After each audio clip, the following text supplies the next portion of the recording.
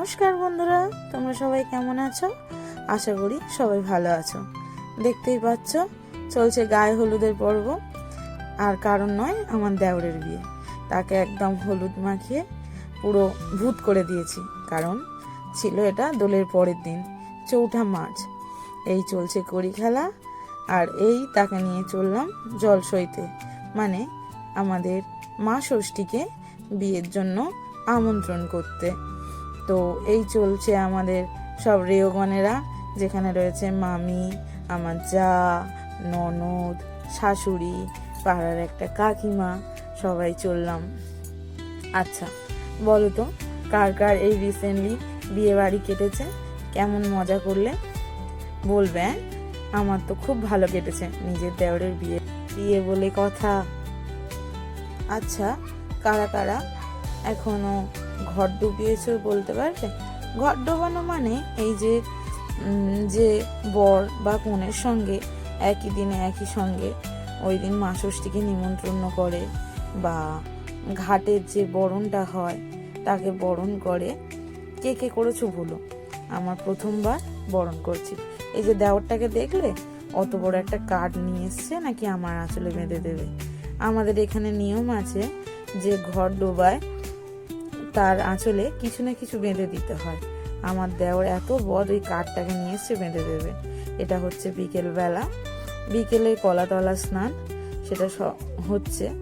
এরপরে বর রেডি হয়ে যাবে বিয়ে করতে। এই করছে এটা আমার শাশুড়ি মা। শাশুড়ি মাই বরণ করেছে, কিছুটা কিছুটা আমি বরণ করেছি। এই প্রথম হলো শাশুড়ি মায়ের হাতে হাতে খড়ি বরণের, এর আগে কখনো করিনি।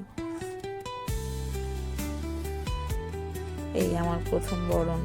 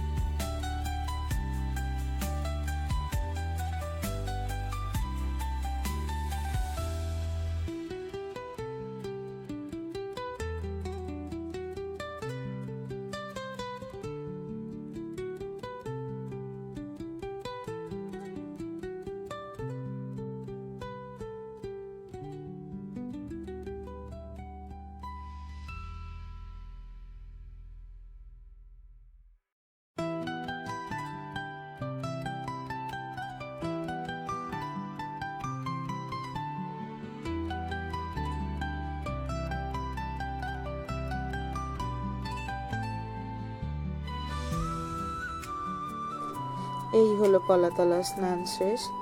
এবার প্রস্তুতি বিয়ের। বিয়ের কিছুটা ভিডিও আমার কাছে নেই, তো নতুন বউকে নিয়ে যখন নবদম্পতি ফেরে বিয়ে করে চলছে বরণ পর্ব। সবাই মিলে রেওরা তাকে বরণ পর্ব চলছে। এখান থেকে আমার দেওর আমার ছেলেকে ইশারা করে ডাকছে তার কাছে যাওয়ার জন্য, কিন্তু আমার ছেলে কাকাইয়ের নতুন রূপ দেখে অবাক হয়ে তাকিয়ে আছে। কাকাইটা ঠিক চিনতে পারছে না, তাই যায়নি। এই বরণের পর্বে দেখেছো কেমন ঠেলাঠেলি হয়? আমরা খুব মজা করেছি। আর আমার নন্দায় আমার মাথায় গামছা ধরছে, প্রচন্ড রোদ পড়েছে তাই। আর ওপারে এবার চলছে বরকনেকে নিয়ে পুকুরের নামিয়ে, মানে এখানে একটা ছোট পুকুর করা হয়েছিল, নামিয়ে কড়ি খেলা বা বরণ পর্ব। এইভাবে আমাদের বিয়ে বাড়িটা খুব মজা মস্তিতে কেটেছে। কিছু কিছু পিক শেয়ার করলাম তোমাদের সঙ্গে, বললো কেমন লাগছিল। এই আমাদের পুচকে, তার কাকাই